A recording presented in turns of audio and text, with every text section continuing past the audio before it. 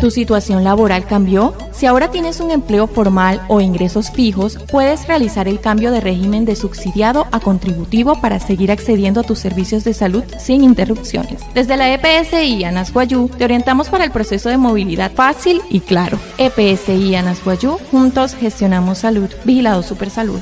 Munca Juana hay pues postona ya está Mauria y ya cana allá está en pacana y quiero tirrein pues Juana ya está nata aguana su cuerpo arate en hanajillas na este subsidiado manacat na contributivo pura jesur hanai muy hote EPS que sabu hirahana hanai punarihia no no inte choton ta está casado ya está en pa allá está en Hiwanepi ya juro EPSI Anas Guayú red que pura que no inte muy hamu cuerpo forma pura inte purero hanai yo te lo estoy inte muy no que muy EPSI ka Anas Guayú hiya kana to wayakan acha hirashu akut purana anak na uchiwaya natuna na hurikan sawana